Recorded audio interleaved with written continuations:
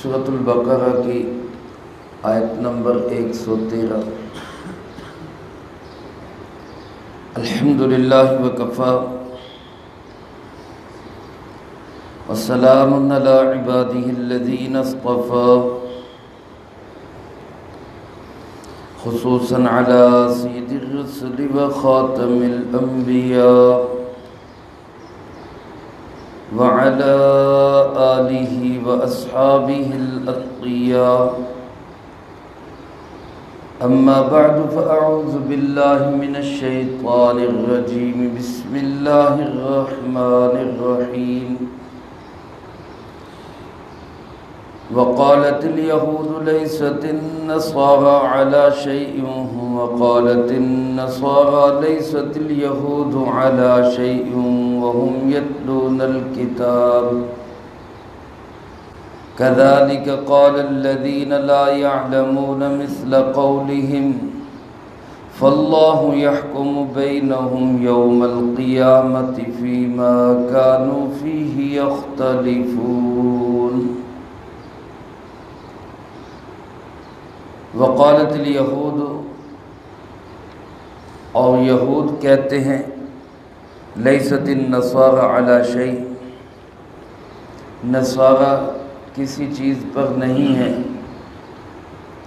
وقالت النصارى، اور نصارہ کہتے ہیں، لیست الیہود علی شیء، یہودی بے بنیاد لوگ ہیں۔ وہم یتلون الکتاب، حالانکہ یہ سب کتاب پڑھتے ہیں۔ کذالک قال الذین، اسی طرح کہنے لگے وہ لوگ، لا یعلمون، جو جاہل ہیں، مثل قولہم، انہی جیسی بات۔ فاللہ یحکم بینہم، سو اللہ پاک فیصلہ کرے گا ان کے درمیان، یوم القیامتی، قیامت کے دن، فیما کانوا فیہ یختلفون، ان چیزوں میں جن میں یہ اختلاف کرتے ہیں۔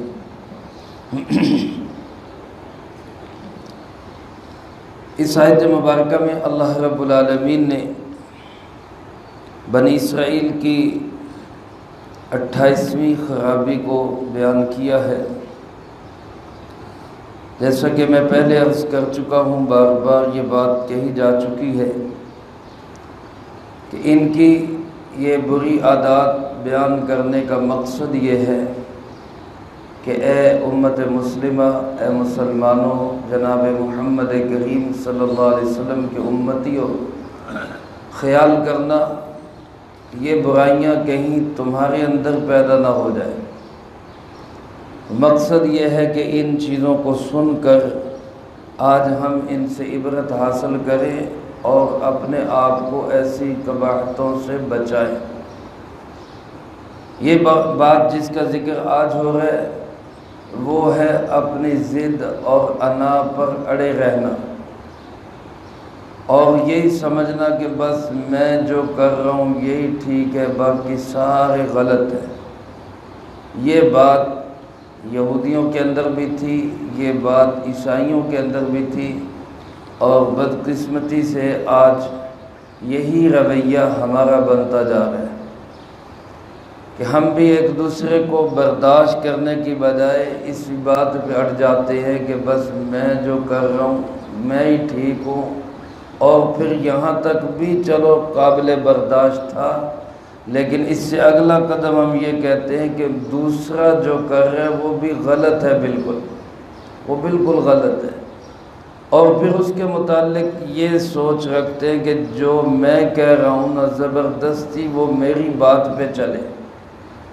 زبردستی تو کسی کو چلایا نہیں جا سکتا، ہر ایک کا اپنا نظریہ، اپنی سوچ، اپنا خیال، اپنی فکر۔ ایسے ماحول میں انسان کا رویہ برداشت کے ساتھ ساتھ یہ ہونا چاہیے کہ بھئی اس بحث کو چھوڑیں، آپ اپنے جگہ کام کرتے رہیں، ہم اپنی جگہ کام کر رہے ہیں، جو بہتر ہوگا اللہ پاک اس کے حق میں فیصلہ فرما دیں گے۔ چنانچہ یہی اصول بتایا گیا۔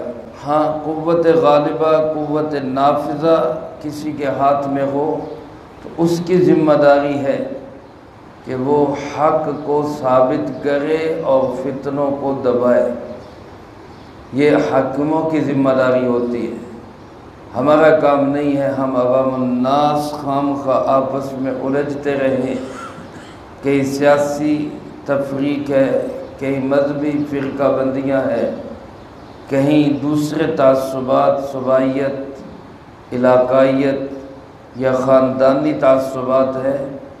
ان ساری چیزوں کو ہمیں اپنے اندر سے نکالنا چاہیے اور ایک دوسرے کے ساتھ برداشت کے ساتھ، حوصلے کے ساتھ، ایک دوسرے کے خیالات کا احترام کرتے ہوئے جینے کی عادت اپنانی چاہیے۔ اللہ پاک فرماتے ہیں وقالت الیہود لیست النصارى علی شیء، یہودی کہتے ہیں کہ عیسائی کسی چیز پر نہیں ہے۔ کسی چیز پر نہ ہونے کا مطلب یہ کہ ان کے پاس کوئی دلیل نہیں ہے، ان کا مذہب، ان کا موقف بغیر دلیل کے۔ اور دوسری طرف فرمایا وقالت النصارى، نصارہ بھی یہی کہتے ہیں لیست الیہود علی شیء، یہودی کسی بنیاد پر قائم نہیں ہے، ان کا کوئی مذہب، کوئی ملت، کوئی دلیل ان کے پاس نہیں ہے۔ ہوا یوں تھا کہ ایک موقع پر جناب نبی کریم صلی اللہ علیہ وآلہ وسلم کی خدمت میں نجران سے عیسائیوں کا ایک وفد آیا۔ یہودیوں کو پتہ چلا عیسائی آئے ہوئے ہیں، وہ بھی آ گئے مجلس میں، وہ بھی مسجد میں آ گئے۔ آپ صلی اللہ علیہ وسلم کی بارگاہ میں تشریف لے آئے، حاضر ہو گئے۔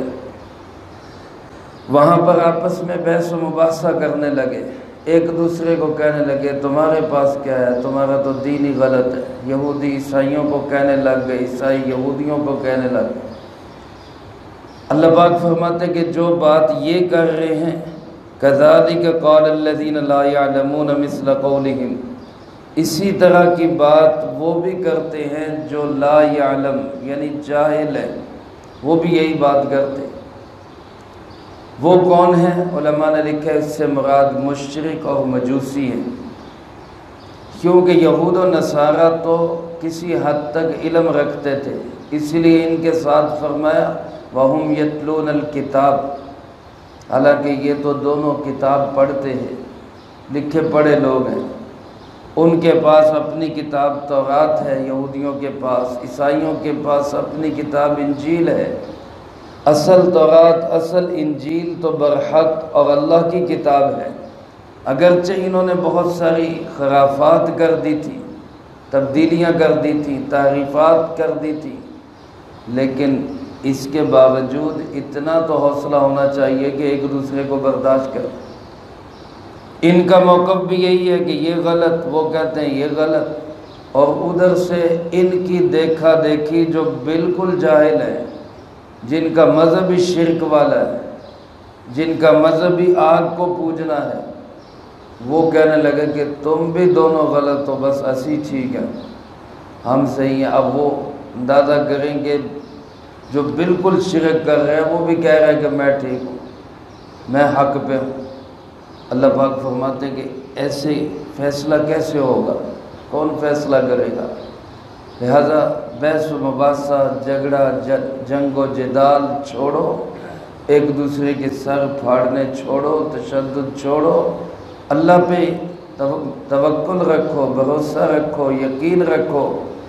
فاللہ یحکم بینہم یوم القیامہ، اللہ ان کے درمیان فیصلہ کرے گا قیامت کے دن۔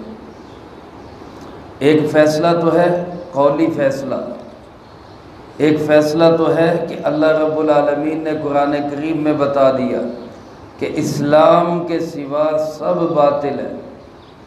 وَمَن يَبْتَغِ غَيْرَ الْإِسْلَامِ دِينًا فَلَن يُقْبَلَ مِنْهُ، اسلام کے سوا کوئی بھی کسی طرح کا بھی دین لائے گا، اللہ پاک فرماتے اس کا دین ہرگز ہرگز قبول نہیں کیا جائے گا۔ اور دوسری جگہ فرمایا ان الدین عند اللہ الاسلام، دین ہے اللہ کے نزدیک تو کون سا دین ہے؟ دین اسلام ہے۔ اور ایک تیسری جگہ فرمایا الیوم اکملت لکم دینکم واتممت علیکم نعمتی ورضیت لکم الاسلام دینا، آج میں نے تمہارے لیے تمہارا دین مکمل کر دیا، اپنی نعمت تم پر پوری بہا دی اور تمہارے لیے اسلام کو بطور دین پسند کر لیا۔ یہ فیصلہ تو اللہ پاک نے دنیا میں کر دیا ہے۔ اللہ پاک کا شکر ہے کہ اللہ نے ہمیں صحیح دین اسلام پہ رکھا ہے۔ اللہ پاک اسی دین اسلام پہ زندگی اور اسی دین اسلام پہ موت نصیب فرمائے۔ لیکن اس سے آگے کہ اب ہم مسلمان بھی یہ کریں کہ جناب چونکہ ہم ہی حق پہ ہیں لہٰذا باقی سب کو ہم ختم کر دیں۔ اللہ کا حکم ہوگا، جہاں جہاد کا حکم ہوگا ہمارے بڑے ہمارے علماء ہمیں کہیں گے حکومت کا کام ہے، فوج کا کام ہے کہ وہ جہاد کرے، ایک عام آدمی کا کام نہیں، سویلین کا کام نہیں کہ وہ جناب کلاشن کوف اٹھائے، ڈنڈا اٹھائے اور کہے جی میں جہاد کرنے جا رہا ہوں۔ ہم ایک دوسرے کو رواداری کے ساتھ، برداشت کے ساتھ اس طرح رہے کہ ٹھیک ہے ہمارا موقف صحیح ہے، آپ اپنی جگہ کام کریں، ہمیں اپنی جگہ کام کرنے دیں۔ لیکن ایک دوسرے کے سر پھاڑنے، تعصبات اور ایک دوسرے کو نیچا دکھانا، یہ رویہ قطعاً غیر مناسب ہے۔ میرے محترم دوستو، رسول اللہ صلی اللہ علیہ وسلم ایک سفر جہاد سے واپس تشریف لا رہے تھے۔ صحیح احادیث میں، کتب احادیث میں یہ واقعہ موجود ہے۔ ایک جگہ پر کنویں میں سے پانی لینے کے لیے ایک صحابی گئے۔ وہ صحابی مہاجر تھے، ان کے ساتھ دوسرے صحابی وہاں پہنچ گئے جو انصاری تھے۔ انہوں نے کہا پانی پہلے میں نے لینا ہے۔ اس پہ معمولی سا جھگڑا ہو گیا، ہو جاتا ہے۔ بعض لوگ ایسے موقعوں کی تلاش میں ہوتے ہیں کہ معمولی سی بات ہو تو اس کو ہوا دیں اور اس چنگاری کو بھانبڑ مچائیں اس کا۔ عبداللہ ابن ابی منافقوں کا سردار بھی اس موقع پہ موجود تھا۔ اس کو جب پتہ چلا تو اس نے اس کو تیلی کیسے لگائی، اس چنگاری کو بھانبڑ کیسے بنایا کہ اس نے کہا کہ چونکہ یہ مدینہ منورہ کا رہنے والا انصاری ہے اور یہ دوسرا مہاجر مکہ سے آیا ہوا ہے، تو کہنے لگا کہ یہ مہاجروں کو ہم نے چونکہ جگہ دی ہے لہٰذا یہ مہاجر ہمارے اوپر جو ہے نا وہ مسلط ہوتے جا رہے ہیں، ہم انصار کو اکٹھے ہو کر ان مہاجروں کو مدینہ سے نکال دینا چاہیے۔ اور پھر بڑے سخت الفاظ بھی اس نے کہے لَنُخْرِجَنَّ الْأَعَزُّ مِنْهَا الْأَذَلَّ، ہم ان ذلیلوں کو یہاں سے نکال دیں گے۔ رسول اللہ صلی اللہ علیہ وسلم، اچھا ادھر مہاجر نے آواز لگا دی تو مہاجر سارے اکٹھے ہو جاؤ، ادھر انصار نے آواز لگا دی، انصار سارے اکٹھے ہو جاؤ۔ قریب تھا کہ ایک لڑائی جھگڑے کی فضا بن جاتی۔ اللہ کے محبوب صلی اللہ علیہ وسلم فوری طور پر تشریف لائے اور آپ نے فوراً جھگڑا ختم کروایا اور یہاں سے کوچ کا حکم دیا کہ نکلو یہاں سے، آگے سفر کرتے۔ اور صحابی فرماتے کہ مسلسل اتنا لمبا سفر آپ کی عادت مبارکہ نہیں تھی، آپ رک رک کے سفر کرتے تھے، ٹھہر ٹھہر کے، اسٹے کر کر کے، لیکن اس موقع پہ آپ نے بہت لمبا سفر کرایا اور بڑی دیر کے بعد جا کے کہیں پڑاؤ کیا۔ مقصد کیا تھا کہ سفر کے دوران آپس میں کسی کو کوئی کہنے سننے کا موقع نہ ملے، کوئی پروپیگنڈا نہ کر سکے، کوئی کسی تک کوئی بات نہ پہنچا سکے، اور پھر لمبے سفر کے بعد جب کسی جگہ ٹھہرے وہاں بھی تھکے ہوئے ہوں تو پڑھ کے سو جائے، بات ہی ذہنوں سے نکل جائے۔ اور آپ نے تربیت کرتے ہوئے اس موقع پہ یہ الفاظ بھی ارشاد فرمائے تھے کہ یہ بدبودار نعرے، تعصب والے نعرے، یہ ابھی تمہارے ذہنوں سے نکلے نہیں، یعنی ایک امت بن جاؤ، ایک مسلمان بن جاؤ، ایک قوم بن جاؤ۔ ابھی بھی یہ تعصبات ہیں کہ مہاجر اور انصار اور فلانا اور فلانا، تو گویا ان چیزوں کو اسلام نے کبھی بھی پسند نہیں کیا۔ اختلاف امت کے اندر دراڑ اور توڑ نبی کریم صلی اللہ علیہ وسلم کو سخت ناپسندیدہ تھا۔ یہاں تک کہ ایک صحابی آپ صلی اللہ علیہ وسلم کے پیچھے عشاء کی نماز نفل کی نیت سے پڑھتے اور اپنے علاقے میں جا کر جماعت کروایا کرتے تھے، اپنے محلے میں جا کے عشاء کی جماعت کرواتے تھے۔ اب وہ وہاں جا کر جب جماعت کراتے تو جماعت میں مختلف لوگ ہوتے، مزدور لوگ بھی ہوتے، دن بھر محنت مزدوری کرنے والے، زمینوں پہ کام کرنے والے، وہ لمبی لمبی قرات شروع کر دیتے۔ ایک دن ایک صحابی نماز کے دوران ہی نماز چھوڑ کر وہاں سے چلے گئے اور آپ صلی اللہ علیہ وسلم تک بات پہنچی تو آپ نے اس امام صاحب کو بلا کر، اس صحابی رسول کو بلا کر فرمایا کہ آپ امت کے اندر کیا توڑ پیدا کرنا چاہتے ہیں؟ جب امام بنایا جائے تو مناسب قرات کی جائے، بہت لمبی قرات نہ کی جائے کہ جس سے لوگ پریشان ہوں، مزدور بھی ہوتے ہیں، کسی کو کام ہوتا ہے، کوئی بیمار ہوتا ہے، تو ایک مناسب سی حد تک قرات کی جائے۔ اماموں کو یہ رعایت کی گئی کہ جو امام ہو وہ نماز کو مناسب اعتدال کے ساتھ، بہت چھوٹا بھی نہیں، تیز بھی نہیں، اور بہت لمبی اور طویل قرات بھی نہیں، ایک مناسب اعتدال کے ساتھ نماز پڑھائے جس سے جماعت میں توڑ پیدا نہ ہو۔ تو اندازہ کرے کہ آپ صلی اللہ علیہ وسلم کو یہ سخت ناپسند، اس لیے یہاں پہ یہ فرمایا گیا کہ قولی فیصلہ، تحکمانہ فیصلہ، کتاب کا فیصلہ تو اللہ پاک نے کر دیا، حق والے اسلام والے ہیں، عملی فیصلہ، سزا دینے کا فیصلہ، وہاں پہ جا کے قیامت کے دن جدا کرنے کا فیصلہ کہ یہ حق والے یہ باطل والے، یہ فیصلہ اللہ پاک پہ چھوڑ دیں، وہی یہ فیصلہ کرے گا۔ یوم القیامہ کس دن کرے گا؟ قیامت کے دن کرے گا۔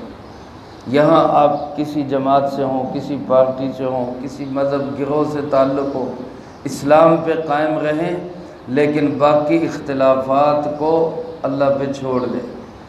اور ہم لڑتے نہیں ہیں، ٹھیک ہے، آپ اپنا کام کریں، ہمیں اپنا کام کرنے دیں، اللہ پاک فیصلہ کر دیں گے فیما کانوا فیہ یختلفون، جس میں یہ لوگ اختلاف کرتے ہیں۔ تو خلاصہ پوری بات کا یہ کہ اپنی بات پہ اڑ کے دوسروں کو غلط قرار دے کر مار کٹائی کی طرف جانا، بحث مباحثہ، جنگ و جدال کی طرف جانا، یہ یہود و نصارہ کی عادت ہے، مسلمان کی عادت نہیں ہونی چاہیے۔ مسلمان حق پہ قائم ہو، پوری طرح قائم ہو، پوری بصیرت کے ساتھ قائم ہو، یہ سمجھ کے قائم ہو کہ میں الحمدللہ حق پہ قائم ہوں، لیکن دوسروں کے متعلق فیصلے نہ کرے۔ فیصلہ کرنا کس کا کام ہے؟ اللہ رب العالمین کا کام ہے۔ اللہ مجھے آپ کو سب کو اس کی سمجھ نصیب فرمائے، جو کہا سنا اس کو زندگی میں لا کے دوسروں تک پہنچانے کی توفیق عطا فرمائے۔ اللہم انت السلام و منک السلام، تبارکت ربنا و تعالیت یا ذا الجلال والاکرام۔ اللہم اعنا علی ذکرک و شکرک و حسن عبادتک۔ اللہم احسن عاقبتنا فی الامور کلہا وأجرنا من خزي الدنيا وعذاب الآخرة۔ اللهم واقية كواقية الوليد، اللهم استر عوراتنا وآمن روعاتنا، اللهم إنا نجعلك في نحورهم ونعوذ بك من شرورهم، اللهم اكفنا بحلالك عن حرامك وأغننا